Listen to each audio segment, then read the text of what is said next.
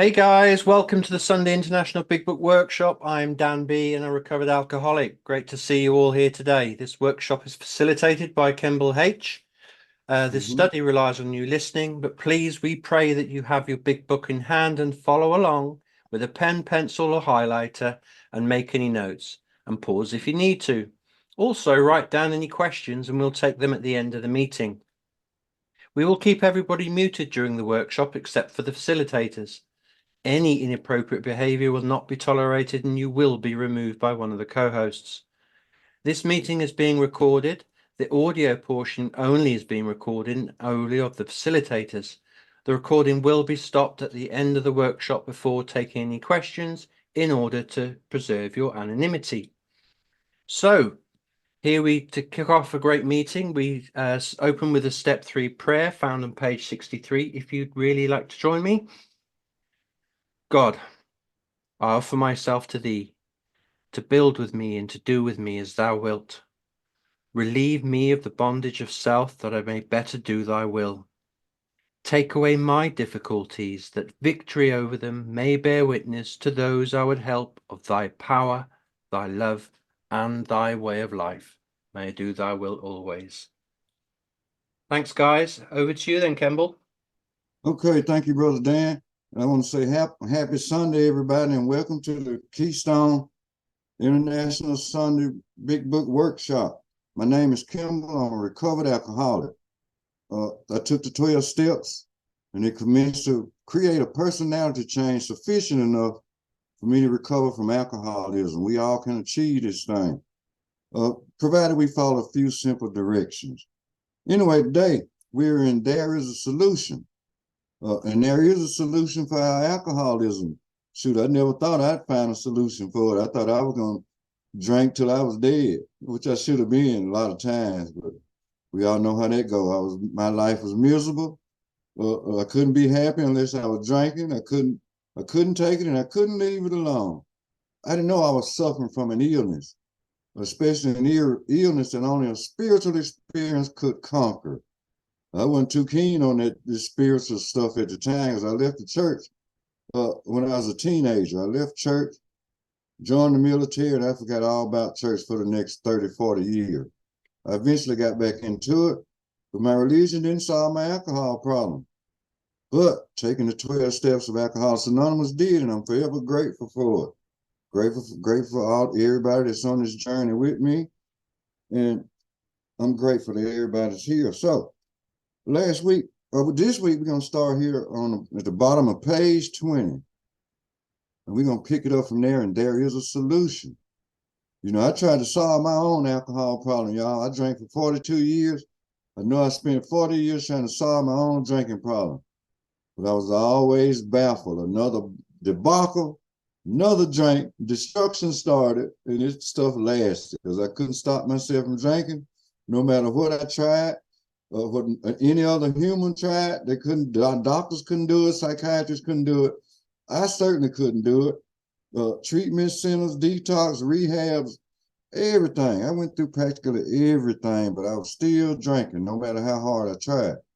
But you know, thank God for the 12 steps of Alcoholics Anonymous.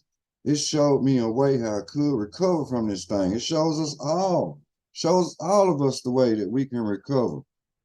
So, Brother Dan, I'd like you to start off at the bottom of page 20, where it says moderate drinkers have little trouble. And I want you to stop at the end in the first paragraph on 21, and I'll roll from there. Cool. Stop right before we get to talk about the real alcoholic. Yeah, sure. Just the bottom of page 20, everybody, last paragraph. Moderate drinkers have little trouble in giving up liquor entirely if they have good reason for it. They can take it or leave it alone. Then we have a certain type of hard drinker. He may have the habit badly enough to gradually impair him physically and mentally. It may cause him to die a few years before his time.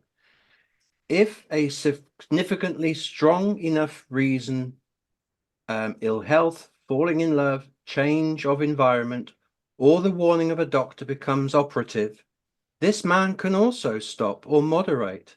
although he may find it difficult and troublesome and may even need medical attention.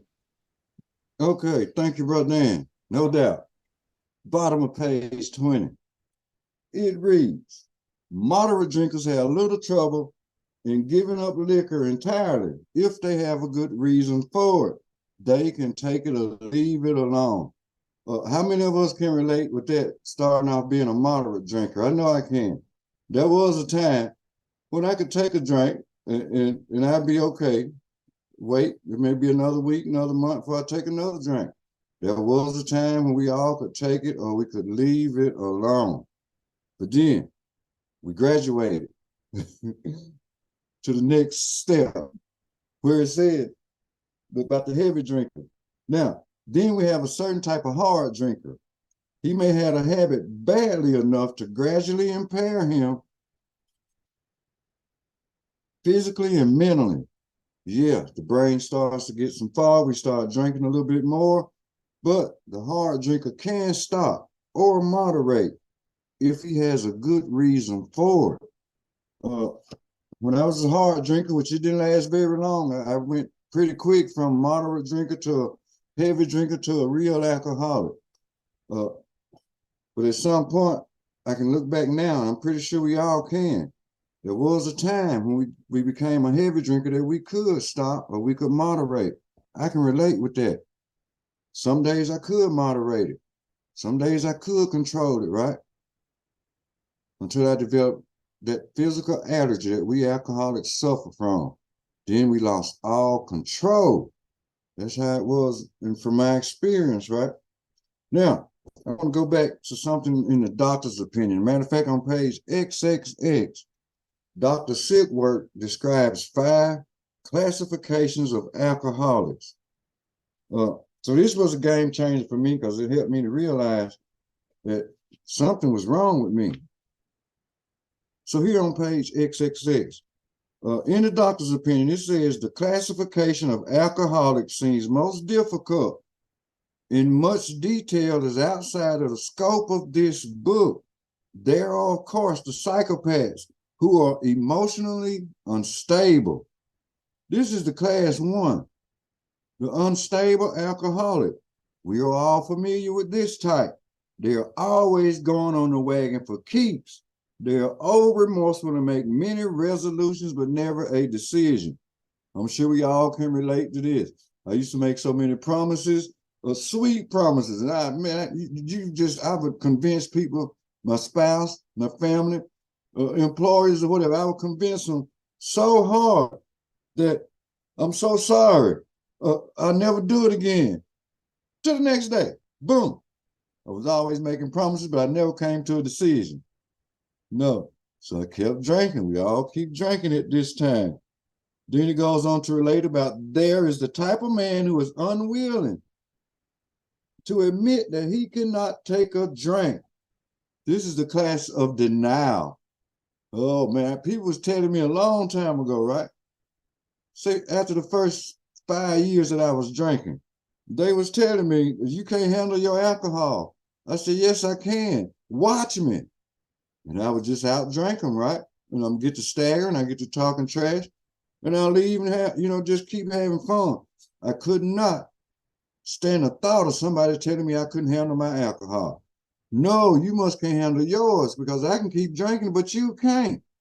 That's a state of denial, right? But we can't see it. So he plans various ways of drinking, many ways of drinking. He always believes that after being entirely free from alcohol for a period of time, he can take a drink without danger. And this is a delusion. Big Book talks about this delusion, the delusion that we are like or can be like other people. This delusion has to be smashed. So that's the type 3 type of alcoholic that he is talking about. So then Dr. relates there's the manic depressive type who is perhaps the least understood by his friends and about whom a whole chapter could be written. The manic depressive type. This class 4, the alcoholic who is depressed. Well, we all know alcohol is a substance that causes depression. Then we drink more, to try to become undepressed. It may work for a few minutes or a few hours, but then when the alcohol start going down, the depression sets in. And then it just makes things worse on them. On good days, we alcoholics drink to make us feel even better. On bad days, like when we're depressed, we drink to try to make ourselves feel better, and then we become more depressed.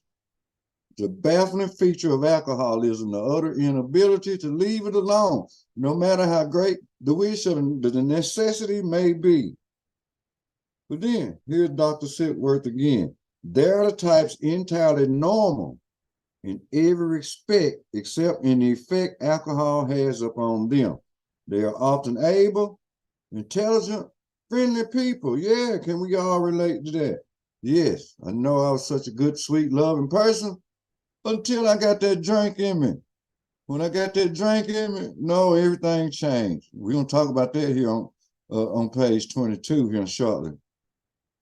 Page 21, we'll talk about that shortly. But yeah, we alcoholics, we can do all kind of good things. We can love people, we can love families, we love our jobs, we can work hard on our jobs. We can be successful in all areas of our life, except when it comes to alcohol. Alcohol would take us down through there. I'm sure we all experienced that. I know I did.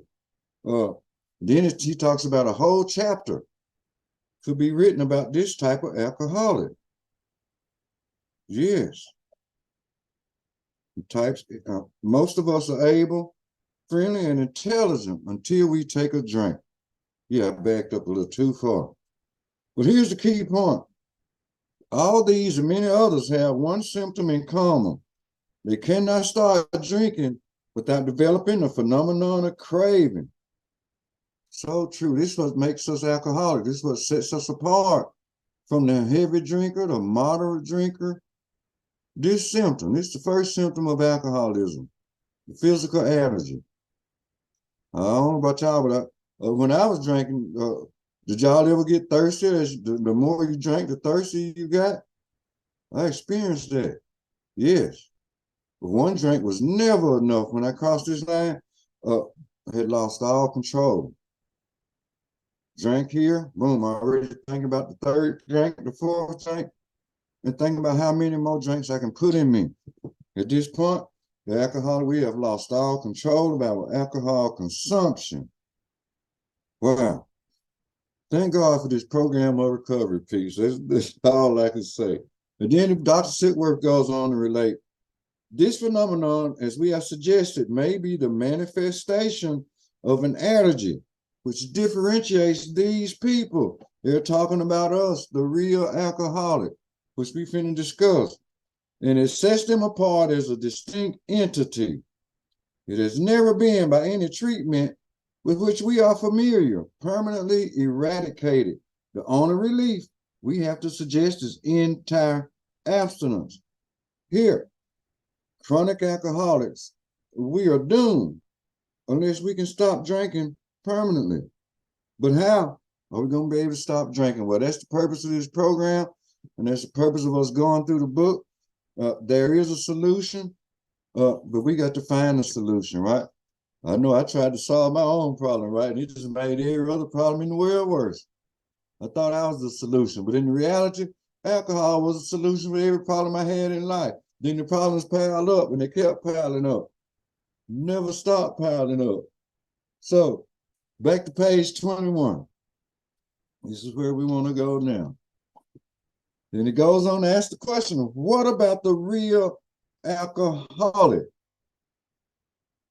The real alcoholic is such a completely different person when he is drinking. The real alcoholic has lost all control. That's the point that I was in for so many years. I was the real alcoholic. Bill Wilson also used the words chronic alcoholics. He uses several different meanings, but it all comes to the same thing. Chronic alcoholic, real alcoholic, true alcoholic. He uses these different expressions in the big book. But here's the person that once we take a drink, we cannot stop drinking. We have lost all control. So it goes on to relate back to page 21. He may start off as a moderate drinker. He may or may not become a continuous hard drinker, but at some stage of his drinking career, he begins to lose all control of his liquor consumption once he starts to drink. The real alcoholic has simply lost the power of choice whether we're going to drink or not. And when we take that drink, activates that allergy, that phenomenon of craving, then we cannot shut it off by mental control, because it's gonna, that allergy is gonna bug us, and we got to keep feeding this allergy. That's why I mentioned the fact that, you know, in my drinking career, the more I drank, the thirstier I got. My body was demanding more. I was trying to fix a craving that couldn't be fixed. At this point, I'm a real alcoholic. And I suffered from that alcoholism for so long.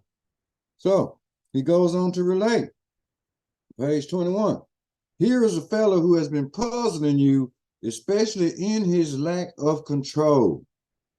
Yes, I can remember way back when I lost control.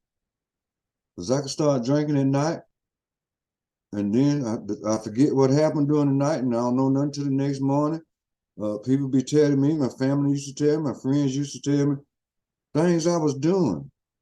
I was in a blackout during this period, having no idea. I did some crazy, absurd things. As the big book relates, it goes on here back on page 21. He does absurd, incredible, tragic things while drinking. He is a real Dr. Jekyll and Mr. Hyde. He is seldom mildly intoxicated. He is always more or less insanely drunk, and we all relate with that. Once we cross that line, boy, see, like I have people that knew me from my drinking career here in my hometown, right? And they used to tell me, or they can come tell me now, we can talk and laugh about it now.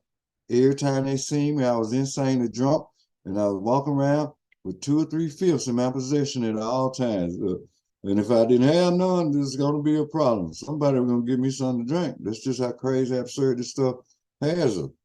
But more or less, every time I come out the house, I'd have to be drunk. When I see somebody, I'm always seeing like the drunkest person in the room or at the party or whatever. Then the big book goes on to relate. His disposition while drinking resembles his normal nature, but little. He may be one of the finest fellows in the world, yet let him drink for a day, and he frequently becomes disgustingly and even dangerously antisocial. That's right. Sometimes we alcoholics like to isolate ourselves, right? Then we go out in public, yeah, we very antisocial, because we don't want nobody interfering with our drinking, nobody getting in our way, nobody trying to step on our toes. We don't want nobody telling us that we couldn't control our liquor consumption. And no, the heavy drinker, they can think about alcohol. They can see, actually, the obsession is something that starts in the mind. That's where the problem with the alcoholic is centers in his mind. Now, I can relate to that, bro, Charles, because I used to, when I be at work or even back in the military, if I'm on duty, I'm thinking about whatever time I get off. I'm thinking about all day how that drink gonna taste when I get off. So we think about it. See, the alcoholic thinks about it. The heavy drinker can think about it. Even a moderate drinker, right? Some of my in-laws, right? Some of them had developed maybe into a heavy drinker. So like if they're working on my car or working on somebody else's cars or whatever, they're gonna be thinking about when they finish to get them a drink. So, but you know, once again, the obsession is not a symptom, but it is something that we alcoholics do. Bill Wilson talks about this obsession several times in some of his documentaries, and they're very informative. So, but then it goes on to relate, he has a positive genius for getting tight at exactly the wrong moment, particularly when some important decision must be made or engagement kept. Can we relate to that? Having important appointments coming up soon. We try to stay sober right during the week. But right before that appointment, if it be 2 or 3 days ahead of time, we decide to take that drink, that important appointment is not going to get met. So let me share this with you from my personal experience. Back in 2000, I had a court date set for a Friday, right? So I drank Sunday, I drank Monday. I said, I ain't drinking no more till I get to court Friday morning. Then I get out, I can go to work. When I get off, I can start drinking again. Well, come Wednesday morning, I took a drink. Friday morning, I was still drinking, and I said, I'm not going up in that courtroom. I'm too damn drunk. And I was.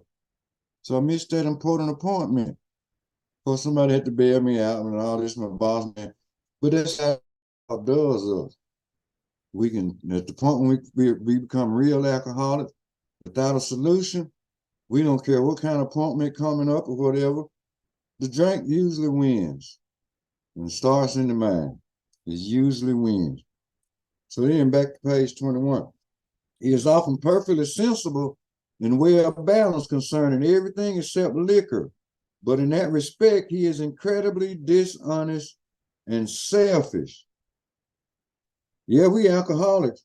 We can be perfectly normal and even brilliant in a lot of things in life, but only when not drinking. Then we take that drink, and then all bets are off.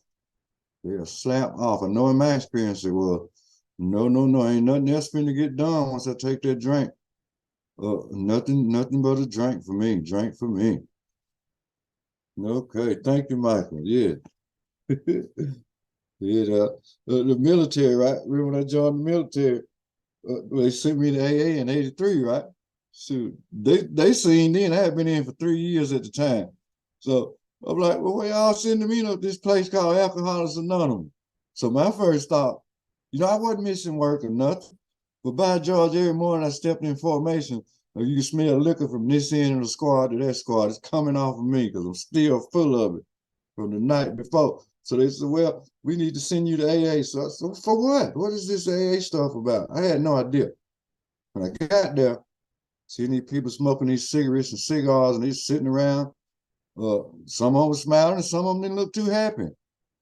But I know one thing, it wasted an hour out of my drinking time because I thought these people were going to help me anonymously to help keep my liquor cabinet full. Shoot, I left out there after that hour. Oh, I ain't going back. No, I ain't got no problem. Sometimes I can't get enough to drink. That's my excuse, right? Couldn't get enough to drink. But who knows? After that day, 40 years later, I was still almost 40 years later. I take that back. It was almost 40 years later from that day in 1983. But see, I was a real alcoholic then and didn't even know it. I had no idea. I was still in what we call that denial stage. No, I can drink and still do what I got to do. Till the later years, then it just beat me down. I couldn't do what I used to do no more. Alcohol, it became my master, and nothing else mattered. We destroy relationships, we destroy marriages, we destroy everybody that's around us, the employers, everybody. So back to the page, 21. It says, he often possesses special abilities, skills, and aptitudes, and has a promising career ahead of him. Yes, we can have beautiful careers ahead of us. But when we cross this line to become a real alcoholic, it destroys everything. It destroyed careers for me as well. But he uses his gifts to build up a bright outlook for his family and himself, and then pulls destruction down on his head by a senseless series of sprees. So true. Yeah, we done made promises to our families, our friends, employers, and everybody. We done made all these sweet promises, these resolutions, and then when that drink hits us again, we tear down everything we just built up, all the hope that we done built up. We done destroyed people who was depending on us, and we hurt them. We hurt everybody that we dealt with. We simply hurt people. So he is the fellow who goes to bed so intoxicated he ought to sleep, walk around. Yet early next morning he searches madly for the bottle he misplaced the night before. So true. You know, us had that experience? Well, in my experience, I used to mine in bed with me, so I wouldn't have to be looking for it, trying to hide it. I stick it in my pillow, and that was my love. That bottle was my love. That's all I wanted to deal with. So here on page 22, as matters grow worse, he begins to use a combination of high-powered sedative and liquor to quiet his nerves so he can go to work. Then comes the day when he simply cannot make it and gets drunk all over again. The baffling feature again. The utter inability to leave it alone. So we want to know where the problem starts. Once again, the problem centers in the mind rather than in the body. Then when the mind tells us it's okay to take a drink, we take that drink, it develops that phenomenon of craving as we just got through talking about. And then in Bill's experience, or in the book, he started taking sedatives and other different things to mix with this alcohol in order to make it. So this would be an alcoholic trying to switch from one thing, one addiction or whatever to another. I can relate to that too. I started using some other kind of drugs after I returned into a real alcoholic, and I was hoping these other drugs would keep me going.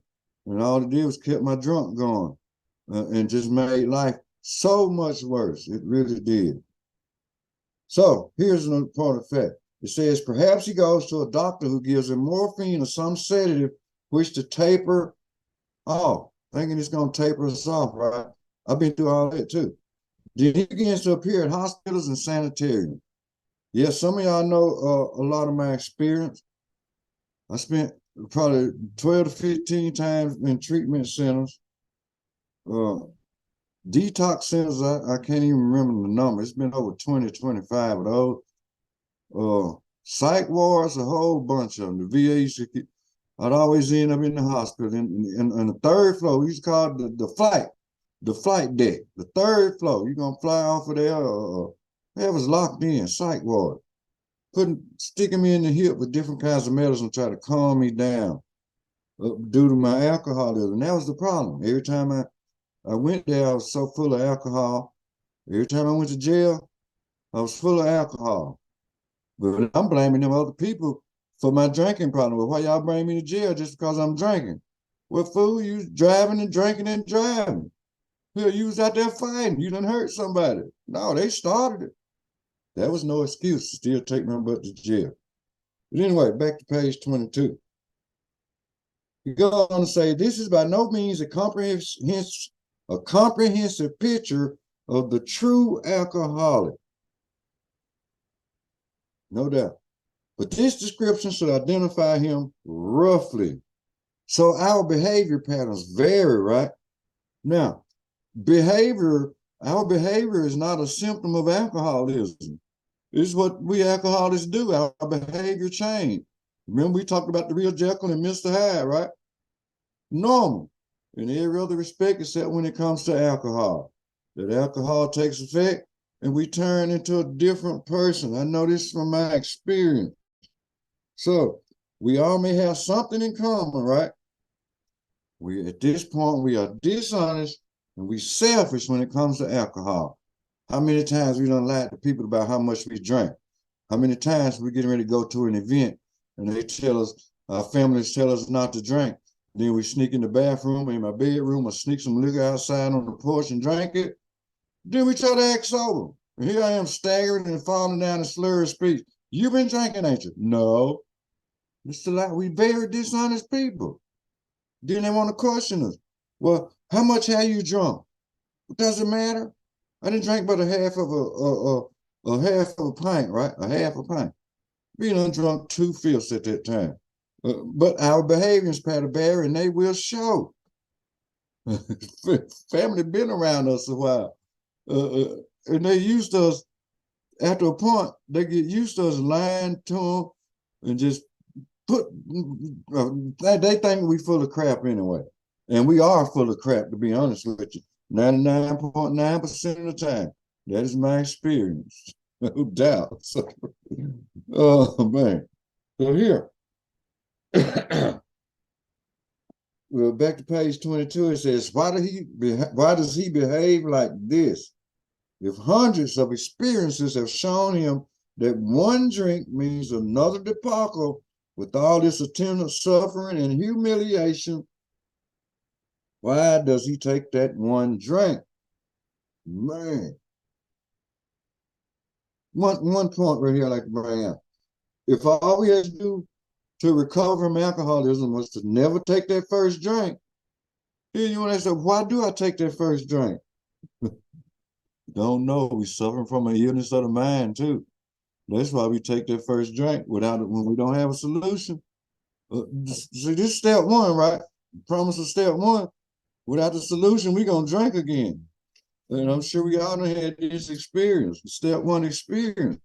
We only got but two alternatives. One is to go on to the bitter end, or the other, seek spiritual help. Spiritual help solve my problem.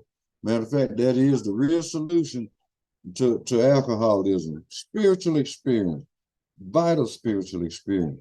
So it goes on to say, I'll go to last, second to the last paragraph.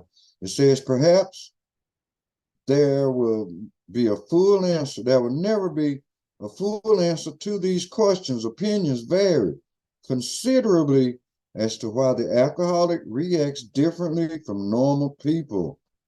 We are not sure why. Once a certain point is reached, little can be done for him. We cannot answer the riddle. Okay. The question is as to why the alcoholic reacts differently from normal people. At this point, the real alcoholic, we're beyond human aid. See, normal people can take it and leave it alone, right? Heavy drinkers, they can stop and moderate. When it comes to the real alcoholic of our type, we can't moderate. So at this point, you know, men and women drink essentially because they like the effect produced by alcohol. You know, then that effect is so elusive. Then we take that drink, that allergy kick in, that craving kick in, and we can't control it no matter how hard we try. So bottom paragraph, it says, we know that while the alcoholic keeps away from drink, as he may do for months or years, he reacts much like other men. Okay. We have some examples later on. No, it's be in the next paragraph, the next chapter. It talks about the experience of a man who we believe he was alcoholic from the beginning, but he made a decision that he want to finish his career and not drink alcohol until he finished his career. So he finished his career, I think, for 25 years, 30 years. Anyway, when he retired, he got on that couch, and within 4 years, he was dead. Yeah, so sometimes we alcoholics, we can keep away from it if we try to plan our careers or whatever. But at some point, the drink probably gonna come back without the solution. I was never able to do it, but maybe all the years I've been in and out of these rooms, in and out of all these different treatment centers, I might have stayed sober sometime. The longest I ever stayed sober at one point was 16 months because I was locked up in jail, but I was coming out every day to work. So I wouldn't drink and had to go back to the jailhouse and check in because they would they'd put me in solitary confinement, right? They'd lock my butt away deep into jail. So I was enjoying my freedom and I could come out, work and go back in. But you know what? After the 16 months and people opened them doors down there, first place I went was the liquor store after being locked up for that amount of time. That was back in 2011. And I still went on to 2020 before I recovered from alcoholism. After the fact of going to meetings, see, I was getting a watered down message. I wasn't getting the message of Alcoholics Anonymous. People were giving me their own opinions and not giving me what's written in this book. And that was killed me in and out the rooms like that. So we are equally positive that once he takes any alcohol, whatever, into his system, something happens, both in the bodily and mental sense, which makes it virtually impossible for him to stop. The experience of any alcoholic will abundantly confirm this. No, it says something happens both in the body. We know about the body, the physical allergy, right? The phenomenon of craving kicks in. And the mental sense, at some point, the second symptom of alcoholism will kick in. It's called a malady of the mind. This is where the problem centers at. Centers in the mind rather than in the body. And it goes on to relate the experience of any alcoholic will abundantly confirm this. Yes, I can relate. I used to tell myself all the time, I ain't drinking. Then 30 minutes later, or probably less, something tells me, well, it's okay for you to drink. You'll be okay. You can control it this time. Shoot, it's going to be all right. Nope, never worked. Another drunk, another debacle. So here, top of page 23. Let me share a couple of notes that I got in my, couple of things I got in my mind. When it comes to the second symptom here, the malady of the mind. See, we already know there is no way I can trigger my allergy to produce the phenomenon of craving and end up drunk, seeking in trouble if I don't take that first drink. Does that make a lot of sense to us, right? So we are without defense against the first drink. If only we could remember what a drink would do to us. If only we could remember the jailhouses, divorce courts, the hospitals, the humiliations, the pain and sufferings of the last drunk, who said we would not take a drink, right? The man would give us some excuse to take it. There it is again.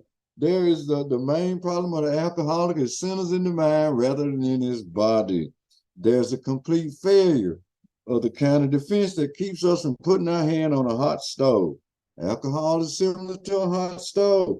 It has burned us over and over again. So we're strangely insane when it comes to alcoholism. No doubt. So, here we go again, top of page 23 again. These observations would be academic and pointless if our friend never took the first drink, thereby setting the terrible cycle in motion. Ooh. So therefore, the main problem of the alcoholic centers in his mind rather than in his body. Here's the key point, though. If you ask him why he started on the last bender, the chances are he will offer you any one of 100 alibis. So true. Sometimes these excuses have a certain plausibility, but none of them really make sense in the light of the havoc an alcoholic's drinking bout creates. They sound like the philosophy of a man having a headache, beats himself on the head with a hammer so that he cannot feel the ache. Now, that's some strange philosophy there. That's pretty insane, ain't it? So for a real alcoholic, especially a male type, it'd be insane for me to take a drink. I was insane anyway for a whole lot of years before I knew what I was suffering from. I never thought I was suffering from alcoholism. This book showed me what my problem was. It showed me what the solution is, and it gave me the course of action. And it commenced to solve my alcoholic problem. It'll solve all of our alcoholic problems. It certainly will. This program works. It really does. But no doubt. I'm so grateful. Now, page 23. It goes on to say, once in a while, he may tell the truth. See, we alcoholics, we love to lie, right? That's where the dishonesty and the self-centeredness and the selfishness comes in there. Even the self-pity comes in. We ain't gonna be truthful about our drinking. We ain't gonna be truthful about where we been, what we done did.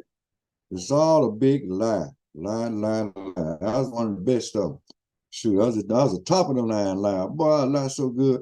And then I forget what I be done lied about, and then I gotta make up more lies to try to make up for the lies I done told. So, and the truth, strange to say, is usually that he has no more idea why he took that first drink than you have.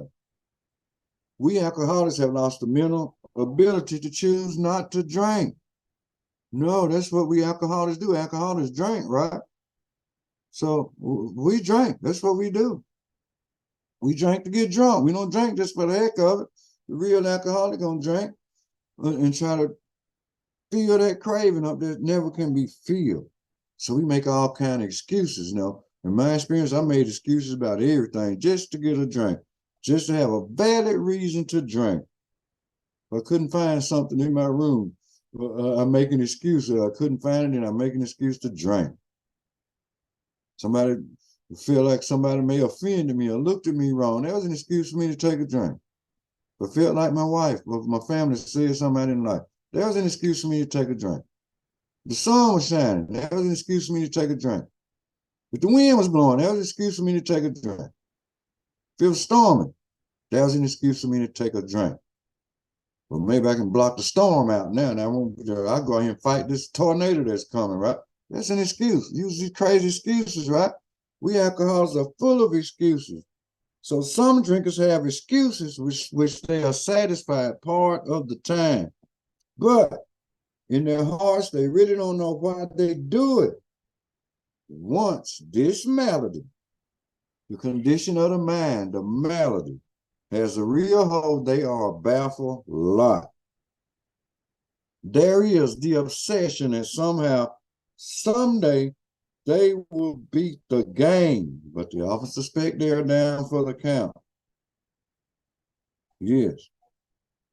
We obsessed with ourselves thinking we can beat this thing on our own. That's what I thought. I don't know about y'all.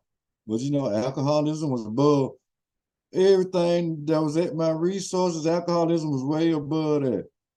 The program of Alcoholics Anonymous helped me and it solved my problem. All this other stuff didn't work, never worked. No matter what I tried. The Lord knows I tried everything.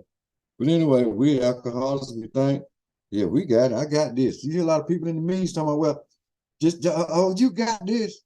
Yeah, you got another drink coming. That's what we got without a solution. Yeah, it just pissed me off. And then I hear somebody struggling with alcoholism. And this person says, okay, well, you got, yeah, what we got this illness that we suffering from. That's what we got. Can you help me with the solution? Yes, help me with the solution.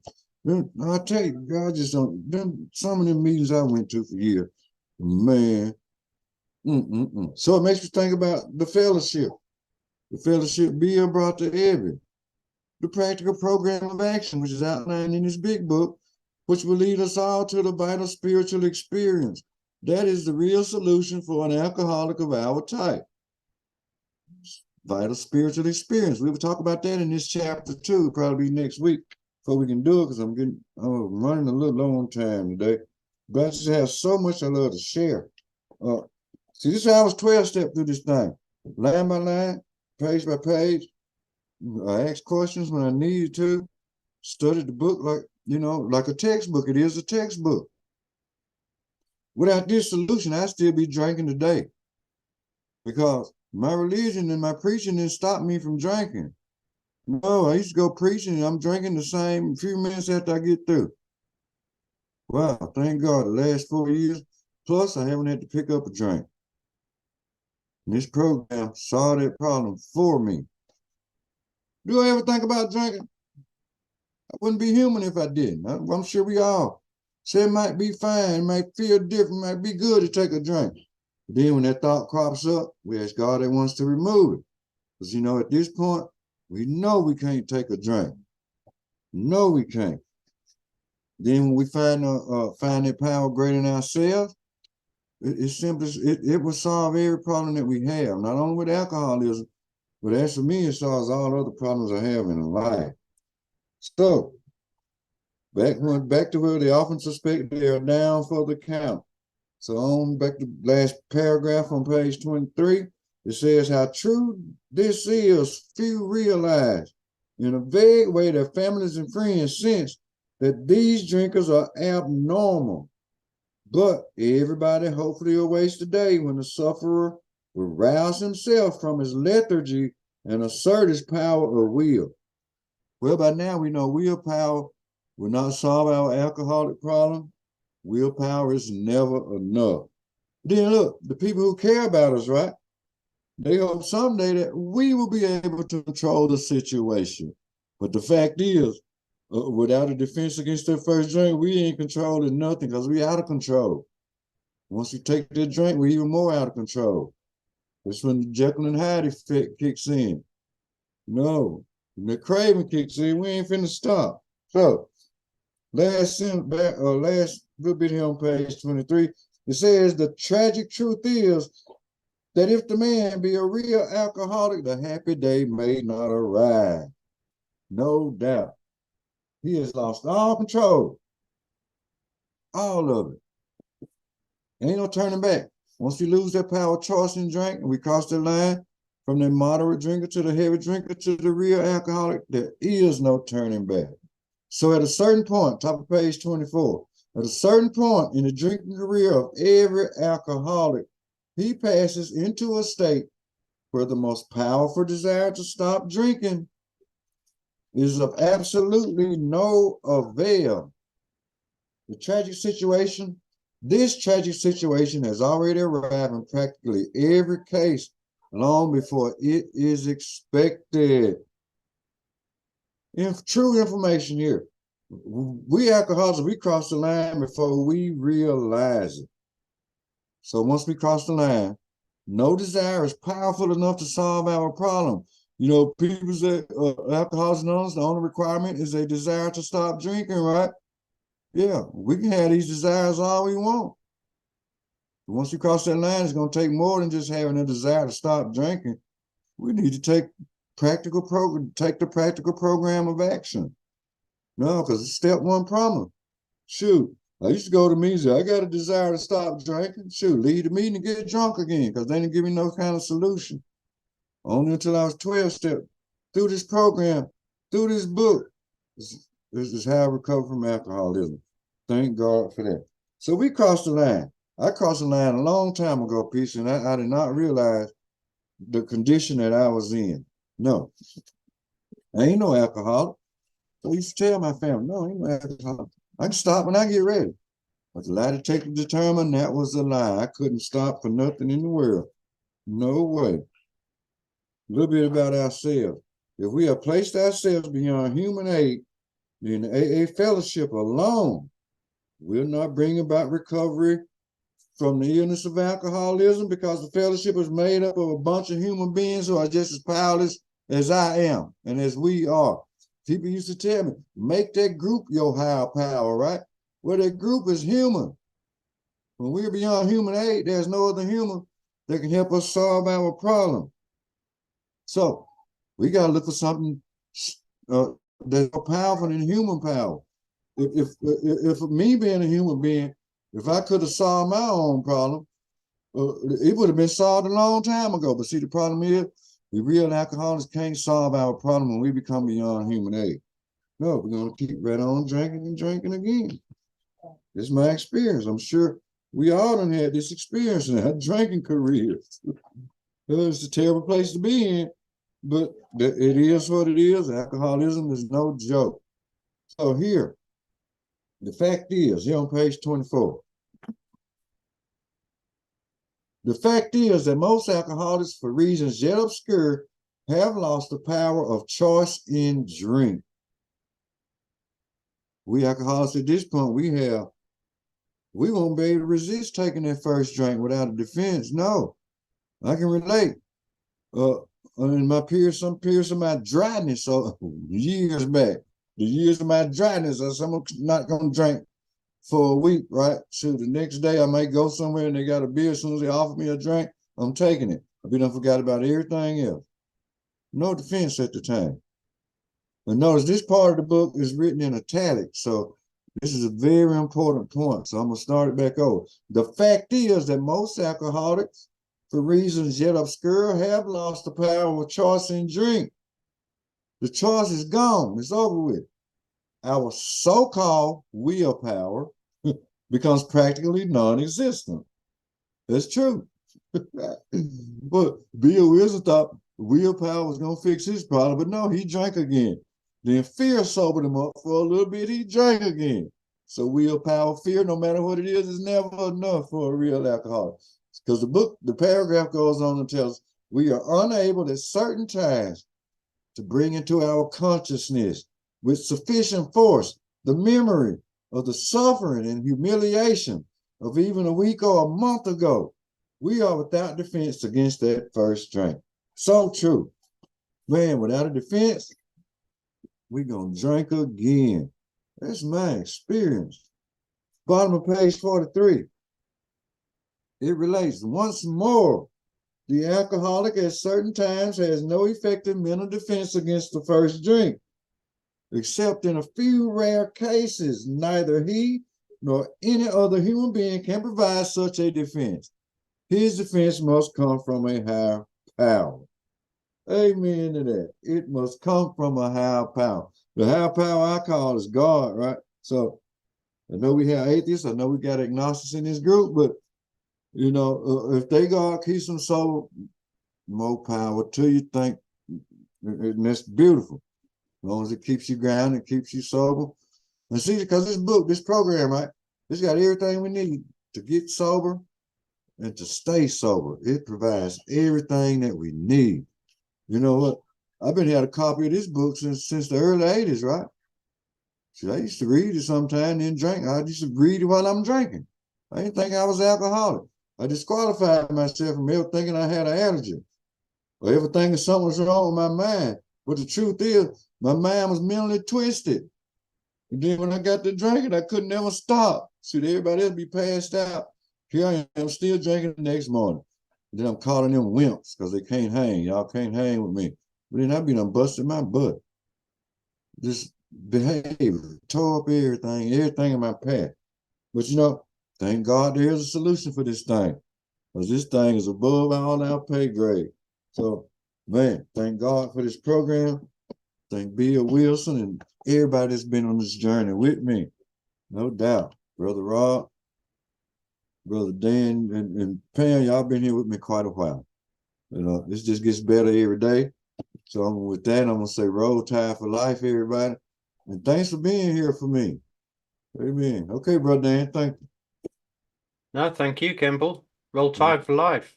You know it. Thanks, everybody. Thanks. I've put in the chat there for you, just in case you've missed it. The link to the Keystone Big Book discussion group on how we recovered on Facebook. Tradition 7, PayPal link for the Keystone Group's online meetings. And finally, the YouTube link for this audio and where the other audios are to be found.